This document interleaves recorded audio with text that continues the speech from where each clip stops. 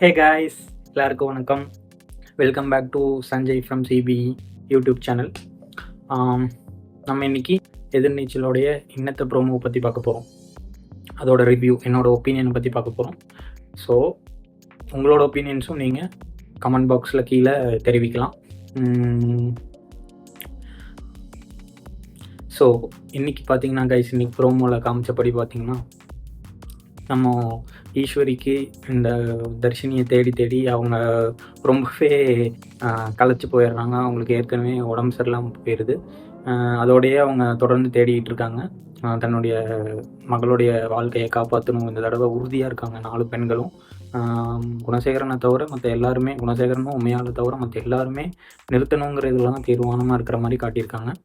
So அதனால அவங்களுக்கு உடம்பு சரியில்லாத மாதிரி காட்டுறாங்க. ஸோ அதுக்கு சிஸ்டர்ஸ் எல்லாம் உதவி பண்ணிகிட்டு இருக்காங்க.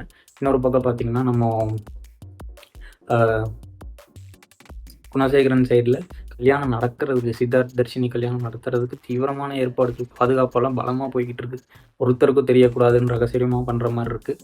ஸோ இந்த சைடு எகெயின் வந்து ஜனனியும் அவங்க கூட இருக்க நந்தினி அந்த மாதிரி அவங்க எல்லாருமே வந்து ஒரு டிபார்ட்மெண்டல் ஸ்டோரில் நம்ம அங்கே கல்யாணம் நடத்த போகிற ஐயரோட ஒய்ஃபை பார்த்துடுறாங்க. அந்த மாதிரி காட்டியிருக்காங்க. ஸோ அவங்க மூலிமா இனி லீடு கிடச்சி நீ உள்ளே போய் இந்த கல்யாணத்தை தடுத்து நிறுத்துவாங்களா, இல்லை வந்து ஆதிரைக்கு நடந்த மாதிரி நடத்தி வச்சிருவாரா நம்ம குணசேகரன், அப்படிங்கிறத நம்ம பொறுத்திருந்து எபிசோட்ஸில் தான் பார்க்கணும். நீங்கள் இதை பற்றி என்ன நினைக்கிறீங்கிறத மறக்காமல் கமெண்ட் செக்ஷனில் தெரிவிங்க.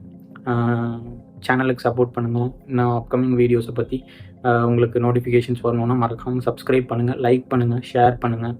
கமெண்ட், உங்களோட சஜஷன்ஸ் எல்லாம் கமெண்ட்ஸில் தெரிவிங்க. தேங்க்யூ கைஸ், பாய்.